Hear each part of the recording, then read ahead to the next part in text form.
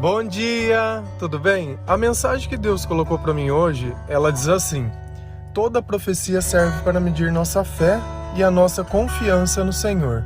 Glória a Deus. Senhor, tende misericórdia de nós. Perdoa, Pai, todos os nossos pecados. Livra-nos de todo mal. Nos afasta de tudo aquilo que não vem de Ti. Nós agradecemos, Senhor, por mais esse dia, pela palavra, pelo alimento, pela presença.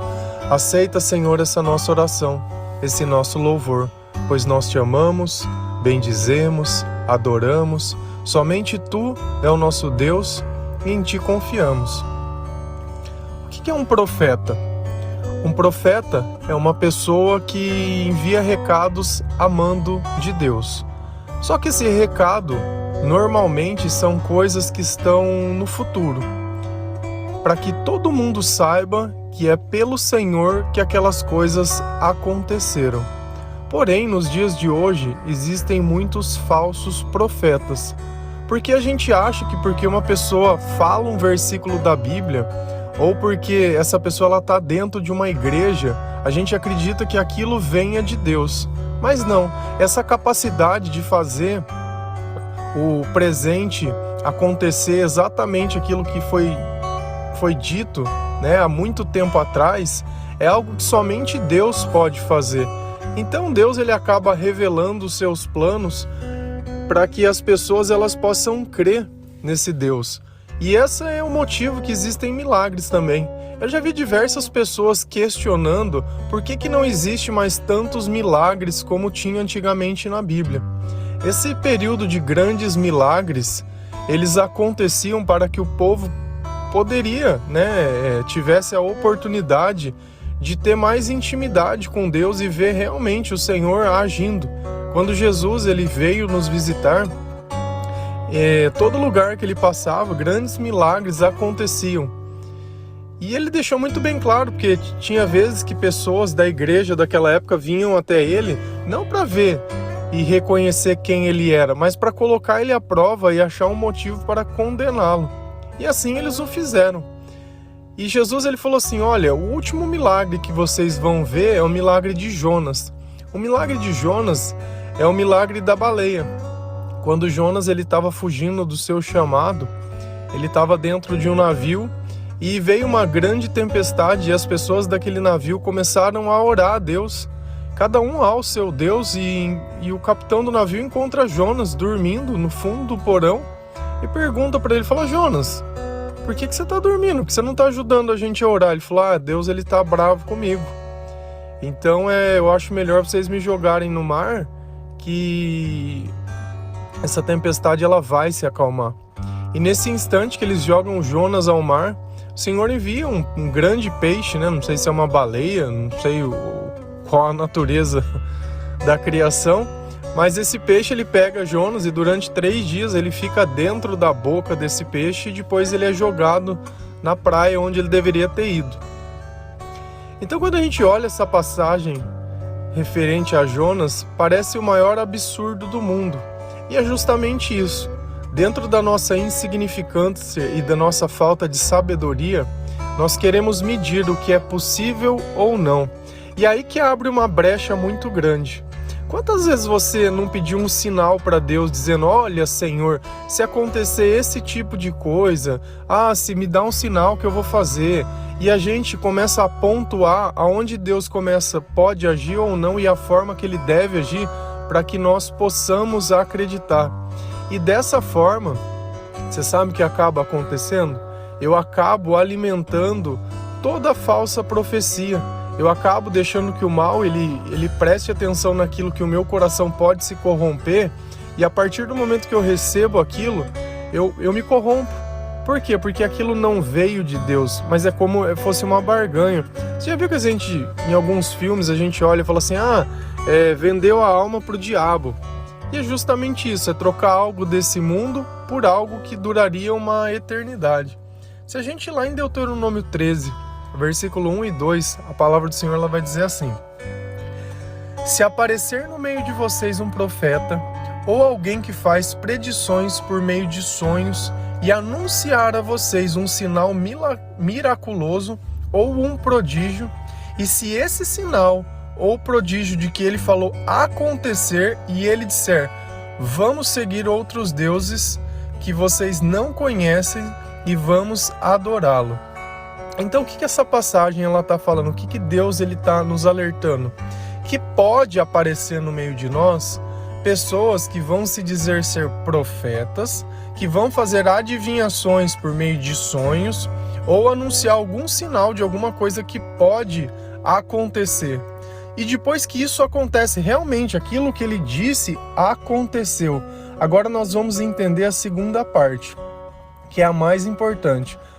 O importante não é o que acontece, mas a intenção de quem deu aquela profecia para você depois que aconteceu. E aí olha o que o Senhor diz, que essa pessoa ela vai chegar em você falando, olha, você tá vendo esses milagres e essas coisas que aconteceu? Ó, isso daqui não veio de Deus não. Isso daqui é da religião A, da religião B. Ó, isso daqui foi uma oferenda que nós fizemos. Por isso que a gente começa a olhar que existem diversas religiões, porque foi utilizado esse mesmo tipo de artifício. E aqui começa o maior dos problemas, porque a partir do momento que você trocou Deus por qualquer coisa desse mundo, por um sonho, por um desejo, sei lá quais são os seus motivos ou as suas razões, você trocou a salvação por nada. Você vai adorar algo que não seja Jesus. E daqui um pouco nós estamos falando de espírito de gente morta. Não, agora não é Jesus. Jesus veio à Terra, Jesus tem uma palavra. Não, mas agora eu falo com gente morta. Não, os espíritos estão encarnados. Não, agora nós estamos falando com entidades. Então assim, qual é o sentido de eu tirar o poder e a glória de Deus para adorar outra pessoa? E achando que aquilo vai acontecer?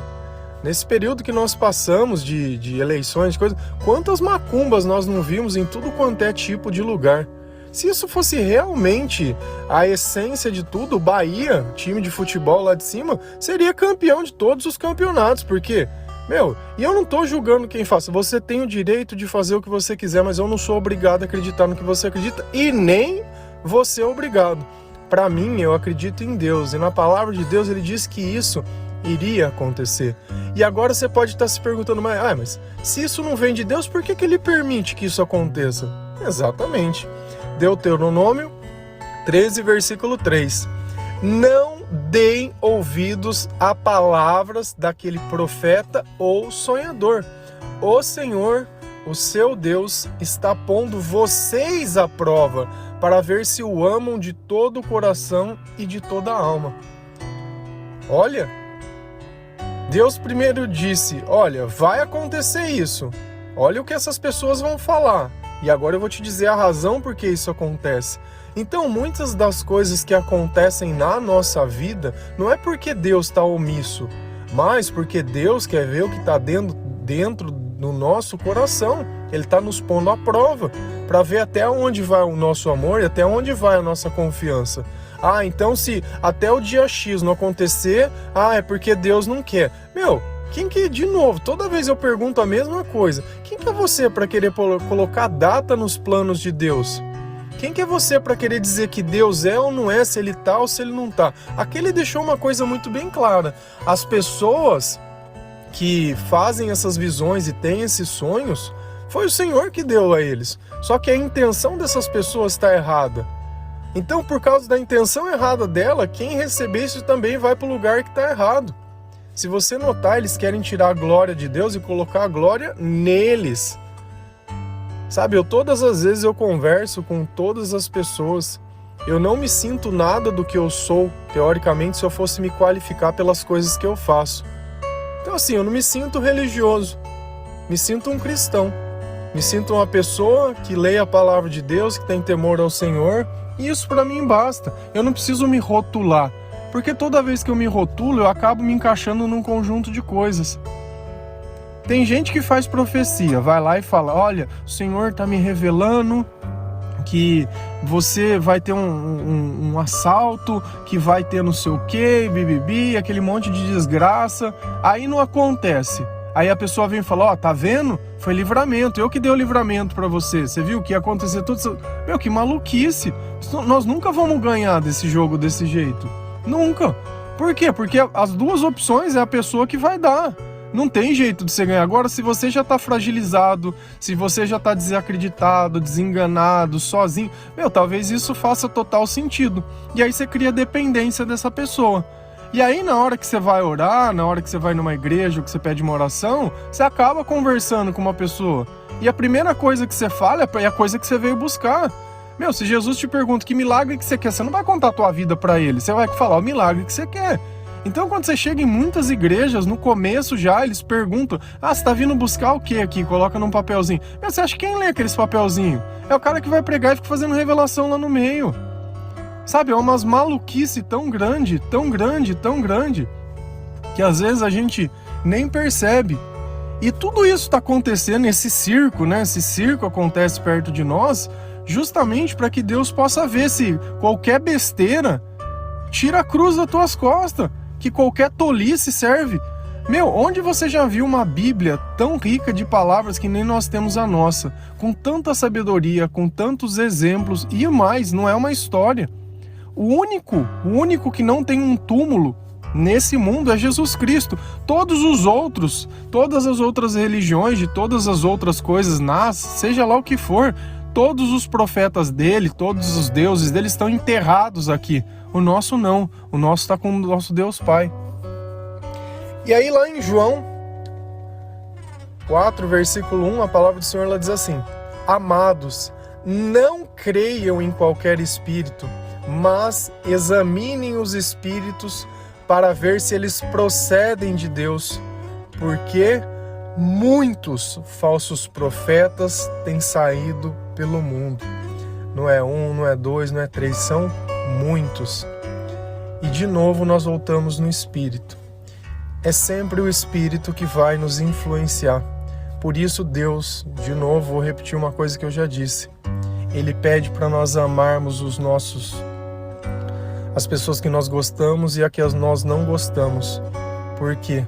Porque dependendo do Espírito que estiver perto dessa pessoa, o comportamento dela pode mudar. Por isso que às vezes uma pessoa que você confia te engana, porque ela deu brecha, porque ela não se manteve vigilante na oração. E naquele instante Satanás veio e pau. Entende o motivo e a necessidade de nós conhecermos a palavra de Deus? De nós não ficarmos pedindo sinais, de nós colocarmos as coisas à prova, de nós olharmos se aquilo que realmente está se falando, no final tem que acontecer uma coisa. Toda profecia, ela serve para medir a nossa fé e a nossa confiança em Deus, mas o mais importante, ela serve para glorificar ao Senhor. O final de uma profecia ou de algo que Deus disse é para que o poder de Deus ele seja ainda mais exaltado.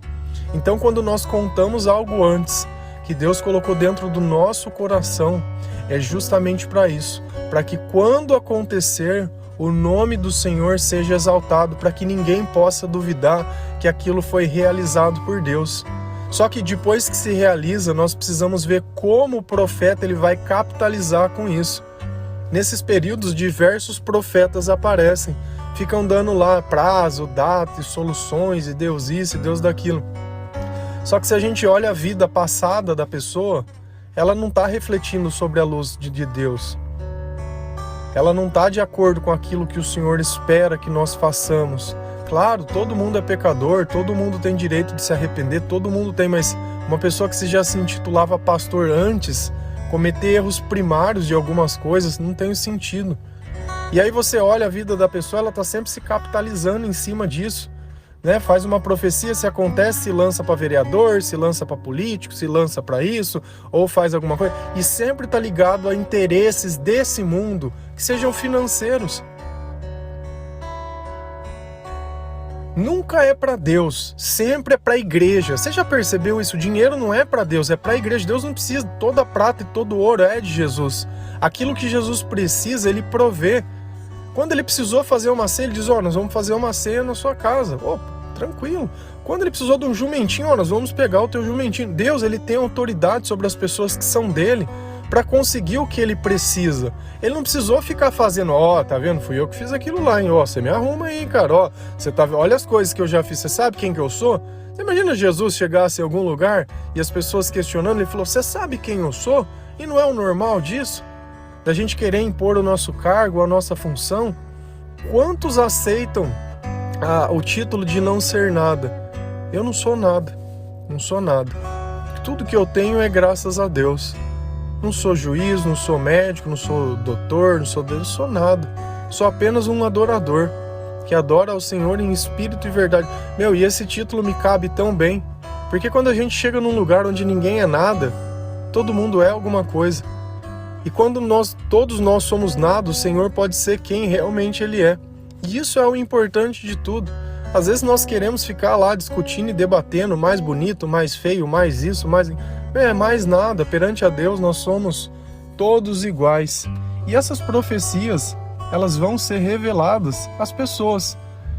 Quem passou por um processo de conversão, certamente que encontrou uma pessoa que fez algumas revelações, no sentido de coisas que somente essa pessoa sabia. E o Senhor acabou revelando. Mas isso é uma coisa que só faz sentido para você, porque a quem essa mensagem foi entregue, ele não sabe nada da sua vida. E fica assim, você aumentou a sua fé com Deus, a pessoa que cumpriu o chamado dela se sentiu satisfeita porque você começou a entrar no caminho certo, louvado seja o Senhor. Nada disso precisou ser atribuído. Então, esse é um convite que o Senhor ele faz para que nós possamos refletir e tomar cuidado. Se a gente continuar olhando sobre essas questões de profeta, ele vai falar que tem muitos lobos em pele de cordeiro que estão aí no meio de nós, e nós estamos achando, Então não é porque carrega uma cruz, não é porque fala de Jesus que aquela pessoa está certa, a intenção dela é boa. Não é esse o ponto. Nós temos que defender o Evangelho de Deus integralmente, não apenas as partes que nos interessam. Então, lembra sempre disso. Examine o Espírito. Como que eu faço isso? O Espírito fala pelo teu sentimento. Por isso, Deus ele é amor. Isso é uma coisa muito importante. Você está ali conversando, você está ali ouvindo, você já tem entendimento, você já tem sabedoria, não fica emocionado ouvindo. Começa a prestar atenção. Poxa, será que é isso mesmo que Jesus faria? Essa é a pergunta número 1. Será que esse procedimento é mesmo de Jesus? Ou não? E a gente vê pessoas que abusam, da fé das outras pessoas e do cargo que elas têm. Quantos casos de pedofilia a gente não vê dentro da igreja? Eu não vou ficar julgando que só acontece em A, em B, em C, em D. Isso é humano, isso é perverso. Você pegar uma criança e usar o cargo que você tem para ficar conseguindo algum tipo de coisa, se tem vontade de não seja, é só não ser, é simples, ninguém é obrigado a ser nada. É essa ideia da vida fácil que leva as pessoas a ficar fazendo esse tipo de coisa. É a preguiça de trabalhar, é o insucesso, é tudo, é sempre querer usar do outro, capitalizar em cima do outro, da fé do outro, da crença do outro. É o tempo todo, olha a notícia, agora vai, nossa, puxa. Cara, você acha que Deus ele vai ficar mandando carta para você avisando o dia que a profecia vai acontecer ou não? O dia que tiver acontecer, vai acontecer, e vai ser o dia que você menos espera. Não vai ser o dia que você chutou, não vai ser nada. Você acha que Deus vai permitir que alguém se capitalize utilizando as profecias dele a favor próprio, para ficar exaltando a ele e não a Deus? Você acha que Deus vai escolher para cumprir um chamado de alguma coisa, pessoas que têm capacitação para ela falar, eu sou fulano de tal, formado em coisa tal, fui eu que resolvi o problema? É claro que não. Deus ele vai chamar aqueles que não são, justamente para confundir aqueles que são, para ficar com aquela pulga na cabeça, para que eles também tenham a oportunidade de se converter. Não adianta a gente ficar criando esse Deus fantasioso, esse Deus humano que a gente tem. Jesus viveu na carne, mas ele tinha divindade dentro dele, porque o comportamento dele não era como o nosso. É simples. E é isso que nós temos que ter, comportamentos divinos. A carne é a mesma para todo mundo, mas o comportamento não. O comportamento não. Então toma cuidado no que você quer ouvir, para que você não comece a juntar pessoas para você, que você acha que aquela pessoa e vive. E aí eu vou te falar, quando você ouve essa pessoa, você está sentindo o quê? Depois que você ouviu hoje, você está em paz, você está tranquilo? Ou você está perturbado, está ansioso? Se tem ansiedade, não tem Deus. Você pode tirar o cavalinho da chuva. Então, enquanto existe ansiedade, existe a necessidade de oração, de entrega, de confiar, de exaltar, de louvar. É o básico. É o básico. Aí as coisas vão começar a dar certo. E aí, no momento que tiver que acontecer, vai acontecer. e depois que aconteceu, observa o profeta. Se ele for querer capitalizar, se ele for querer tirar vantagem sobre isso, você já sabe que nada daquilo que aconteceu veio de Deus. Está querendo apenas te induzir a te levar numa crença que vai tirar a sua salvação. Amém?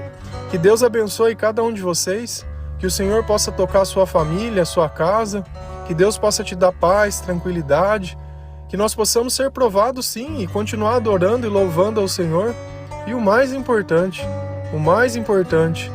que nunca deixamos de confiar e acreditar em Jesus Cristo. Deus é amor. Amém? Um bom dia, feliz a nação cujo Deus é o Senhor. A paz do nosso Senhor Jesus Cristo.